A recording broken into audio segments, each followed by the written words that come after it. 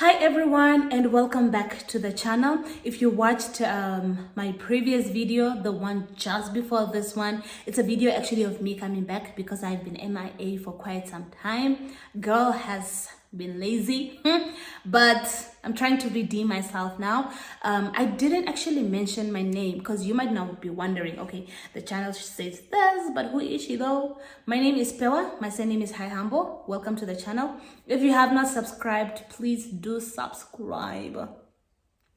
And if this video blesses you in any manner, do share, do comment, do share, tell me, what are your plans? Did you get married? What did you do differently? Share in the comments. Sharing is caring, y'all, and you can never know enough, and you never really know. Okay, so I decided I'm going to start a series on how to plan a wedding.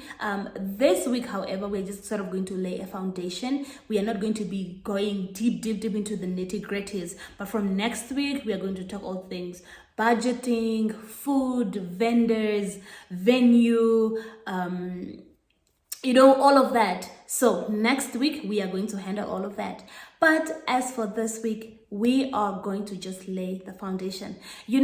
What you do not need, let me tell you right now, guys, what you do not need is a trending wedding. What you need is a happy marriage. Okay, so my point is this. I'm not saying you shouldn't go for like nice stuff.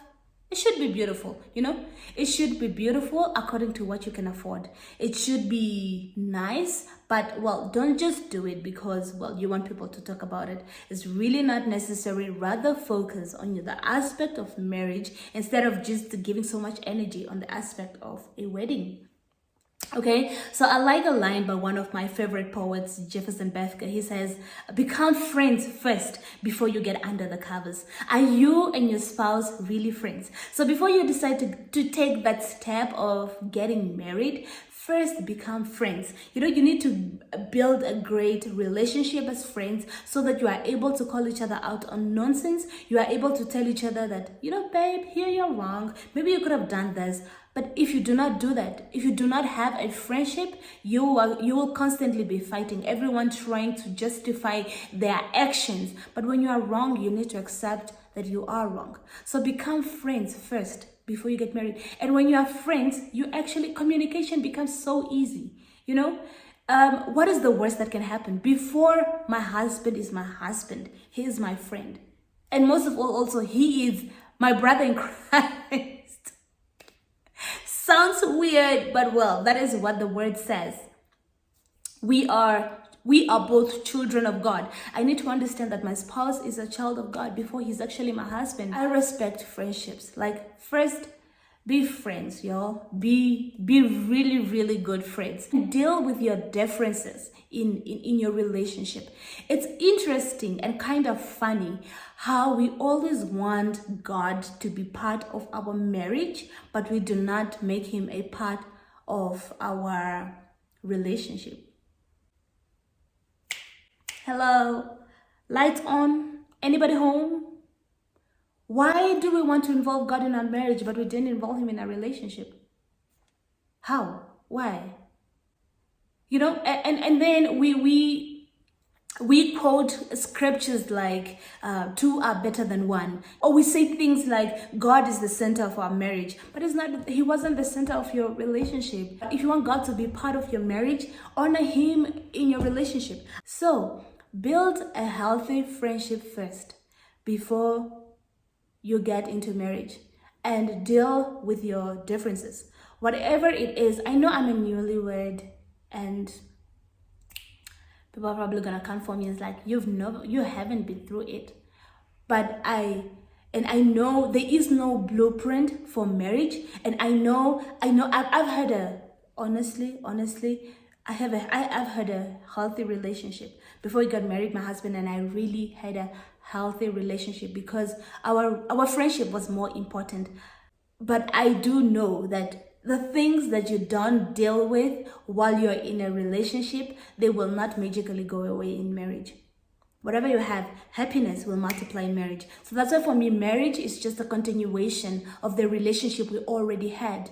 Bonus is the intimacy, but everything else, it's it's the same. I know now we share bills, we share a room, we share a bed, but first things first, the relationship. I know when you're planning for a wedding, a lot of people, everybody is going to have a say. Everybody is going to do this.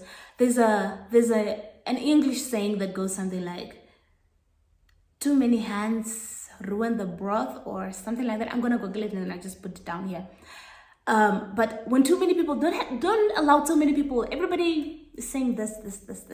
Listen to some things. Yes, filter out some stuff. What works for you works for you. And even now, guys, I am sharing, but I'm not saying everything I'm saying is right. I could be wrong in some aspects, and you might know better. So don't regard everything people say, and don't disregard everything people say as well, but also listen to a handful of people. You don't need to listen to everybody. So in my opinion, that is really laying a foundation. Number one thing of planning a wedding, plan for your marriage. I'm not saying conflict proof or affair proof, whatever. These are things that, I mean, you are two imperfect beings brought together by God. Thus, you want to work it out. You bring your all to this relationship, your 100%. You are in it. You want to make it work with everything that you are. And we need to know, as children of God, we do not report to our spouses. We are not living for our spouses. We need to be good to our spouses, regardless of what they are giving us, because we do not report to them. We report to God. He is our Father. He is the one we are living for. If we are living for the audience of one, we need to know that I'm doing this for the Lord and not because my spouse is good or because he's a bad person whatsoever. Or you report to God. You do not report to your husband. I feel like I feel like I'm scolding. Like, I just need to calm down. So that is in a nutshell, I guess, because I know there is more to be said, but that is in a nutshell what it means to planning for your marriage. Yeah, like I said, what you don't need is a trending wedding. You need a happy marriage. Don't sacrifice the happy marriage for something trendy and something everybody will be talking about. People will talk, whether it was nice or not nice. Everybody has an opinion. You might think your marriage was state of the art, and somebody out there is just like, what is happening? You know? And you might think, oh my gosh, yeah, it was okay, I guess. But somebody's probably like, yo, the wedding was beautiful. So we never know. Everybody has an opinion. Everybody talks. And that is okay. People are going to continue talking. It won't stop. It hasn't started here. It won't stop here. So make peace with the fact that people are going to talk. So next week, we are going to go into the nitty-gritty things like budgeting, like I mentioned already, vendors and everything, bridal squad. You need supportive people, y'all. You need supportive people. Things like food, venues, sorting out your church documents, marriage counseling, which is, I think, is very important, finances, and all of that stuff. We will deal with that as from next week. This week, we just wanted to lay a foundation, and I think I have laid it. It's not much, but it is something. Have a blessed week. Please do like, do share, and do subscribe if you have not done so already. See you next week.